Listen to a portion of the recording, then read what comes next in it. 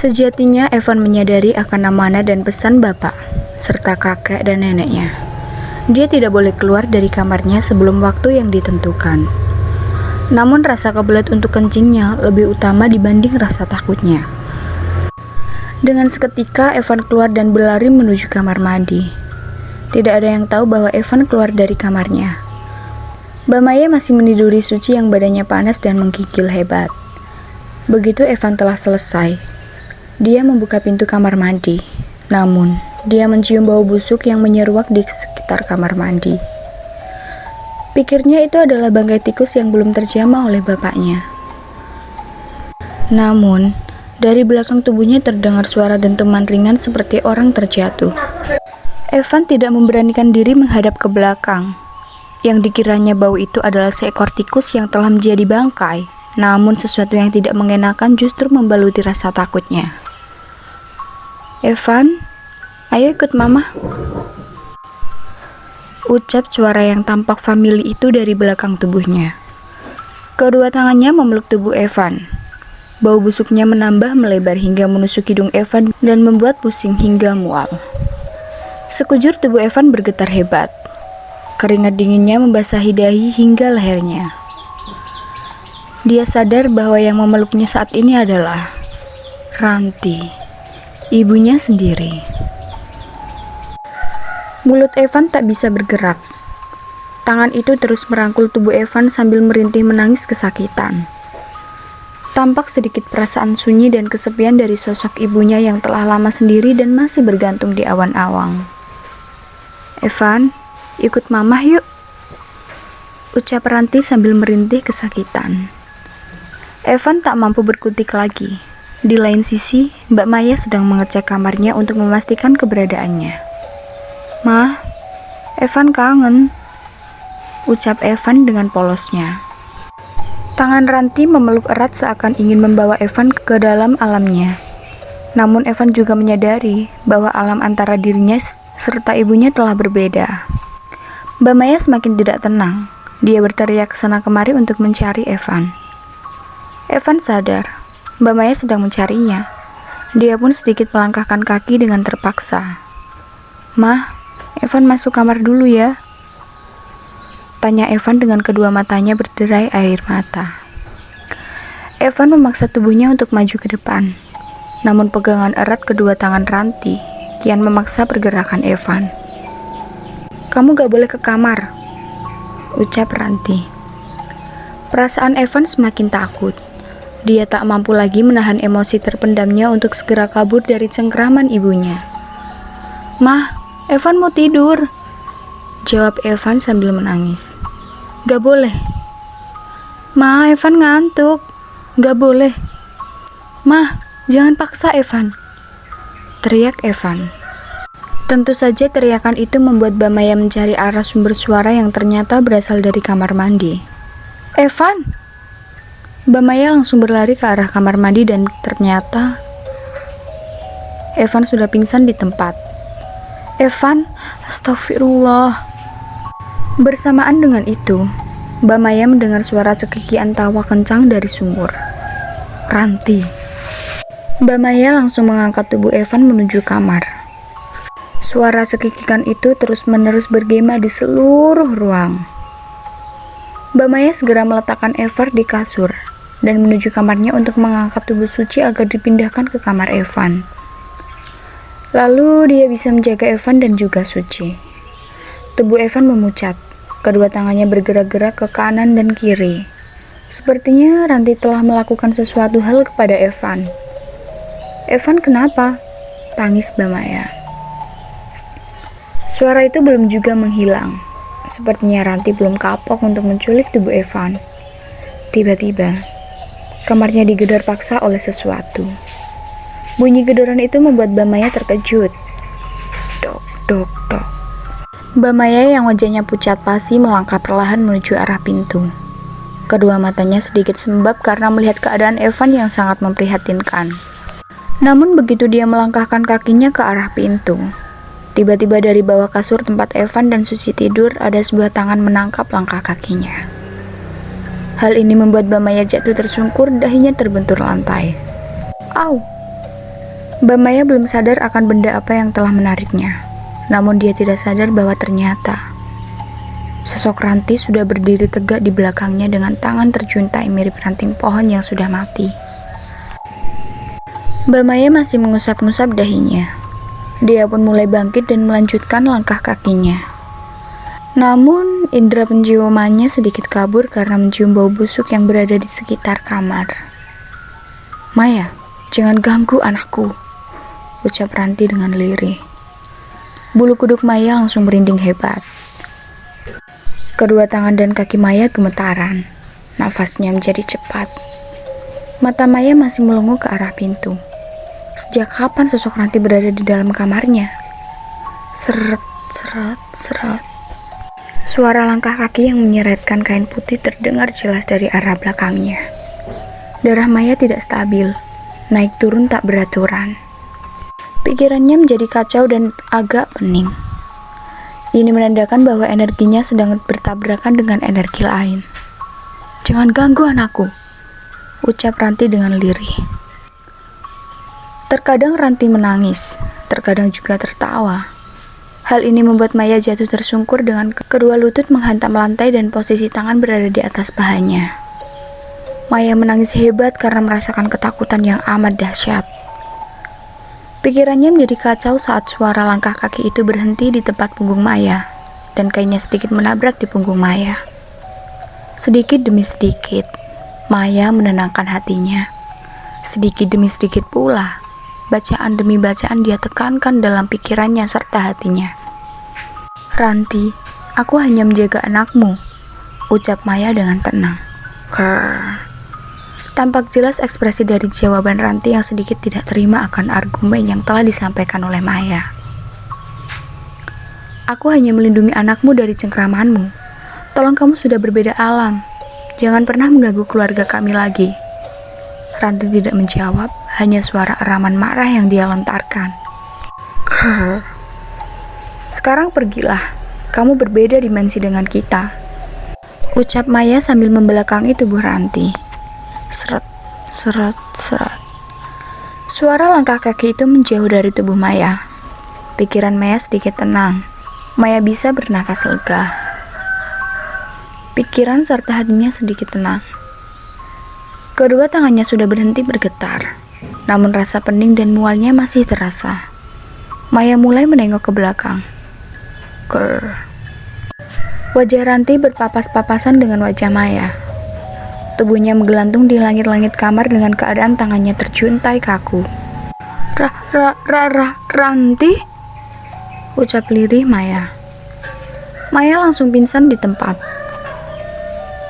Pikirannya yang kosong menjadikan tubuh Maya menjadi lemah dan tak berdaya lagi karena dihadapkan oleh sosok Ranti. Hari ke-23. Pagi harinya, Om Agung terkejut mendapati istrinya yang berada di dalam kamar Evan.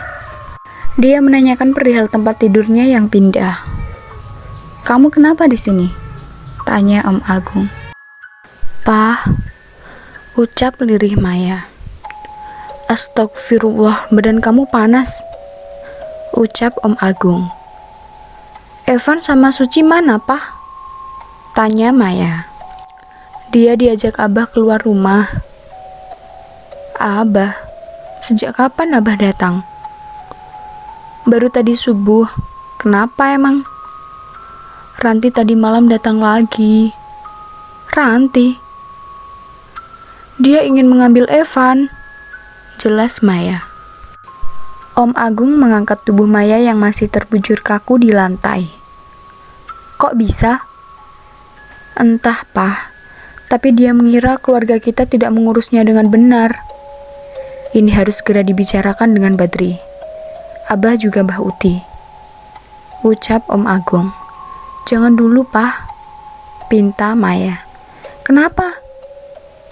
"Aku takut Evan dan Suci dikurung lagi. Aku tidak tega melihatnya." "Bukannya sumur itu sudah ditutup?" Ternyata sumur itu bukan penyebab utama kemunculan Ranti. Mungkin ada hal lain yang tersimpan di rumah ini dan membuat Ranti terus-menerus mendatangi kita. Atas penjelasan Maya tersebut, Om Agung menjadi sadar. bahwa penangkal dari sosok Ranti belum ditemukan. Sumur yang telah ditutup beberapa hari kemarin tidak ada bedanya dengan sosok Ratih. Sosok Ratih yang terus-menerus bermunculan dan meneror keluarga ini. Lalu apa rencanamu? Tanya Om Agung. Kita bicarakan ini kepada Badri. Mungkin dia tahu sedikit tentang Ranti. Baiklah, sekarang kamu mandi dulu, subuhmu terlewat, ucap Om Agung. Maya mengangguk paham. Dia pun pergi menuju kamar mandi.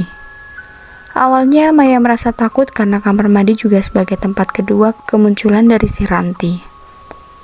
Namun tekadnya yang terus-menerus mengekangnya untuk menyelesaikan masalah ini membuat Maya memberanikan diri melangkahkan kakinya menuju kamar mandi. Tak menghabiskan banyak waktu, Maya keluar dari kamar mandi. Dia hanya membilas rambut, mencuci muka serta menggosok gigi lalu berwudu. Maya segera melakukan sholat subuh walaupun di jam 6 pagi. Setelah melakukan sholat, Bahuti berteriak kencang dari arah kamarnya. Tentu saja hal ini membuat Maya langsung berlari menuju kamar Mbah Uti dengan posisi mukena masih dikenakannya. Kenapa, Mbah? Tanya Maya setelah membuka pintu kamar Mbah Uti. Lemarinya penuh dengan darah, ucap Mbah Uti. Astagfirullah, ucap Maya. Mbah Uti masih membersihkan bekas bercak darah yang tercacar di setiap sudut lemari. Apakah ada sesuatu yang tersimpan di sini, Bah? Tersimpan? Tanya Mbah Uti. Maksudku, apakah lemari ini memuat salah satu kepemilikan Ranti? Tanya Maya. Kamu gila? Untuk apa aku menyimpan barang-barang Ranti itu? Emosi Mbah Uti semakin bergejolak ketika Maya menanyakan hal yang sensitif kepada Mbah Uti. Bah, ucap Maya. Keluar kamu, Maya, teriak Mbah Uti. Maya merasa serba salah berada di rumah ini. Tidak ada salah satu pendukung yang menyertai keberadaannya. Maya senantiasa terus berdoa untuk keamanan serta kenyamanan di rumah ini.